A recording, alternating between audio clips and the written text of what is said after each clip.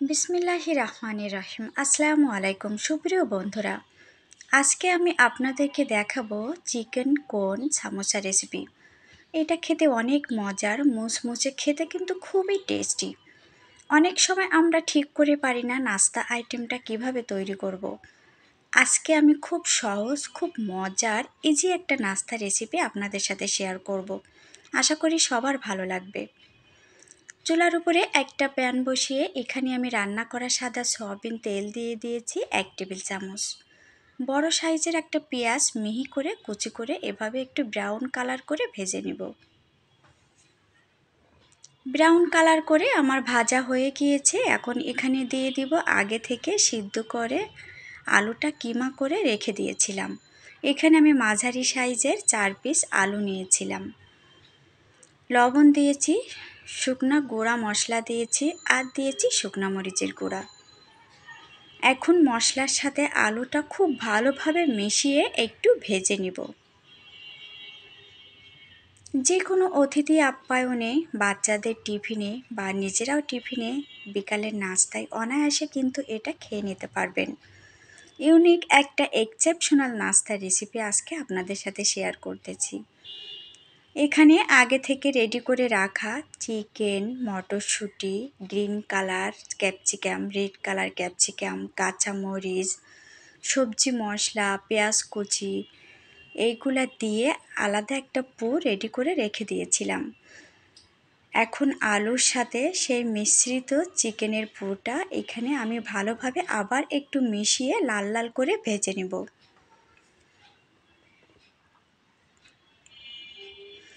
লাস্টে দিয়ে দিচ্ছি ধনিয়া পাতা।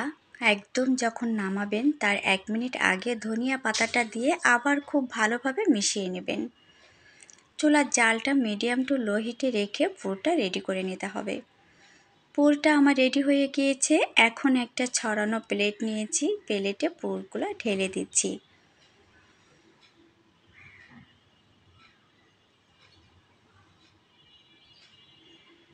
একটু চারিদিকে মেলে দিচ্ছি হালকা একটু ঠান্ডা হওয়ার জন্য। এখন আমি কোনটা রেডি করে নিব। এটা আমি আটার রুটি আগে বেলে হালকা একটু ছেঁকে নিয়েছি, আর আলাদা করে একটু আটা এভাবে গুলিয়ে নিয়েছি যাতে জোরের মুখটা ছাড়িয়ে না আসে। এভাবে কোন মতো তৈরি করে পুরটা দিয়ে আটা দিয়ে মুখটা এভাবে লাগিয়ে দিবেন, তাহলে পুরটা ভাজার সময় আর বের হয়ে আসবে না। চুলার উপরে আগে থেকে সরিষার তেল দিয়ে গরম করতে দিয়েছিলাম। এখন চুলার জালটা মিডিয়াম টু লো হিটে রেখে আমি আমার পছন্দ মতো ভেজে নিব।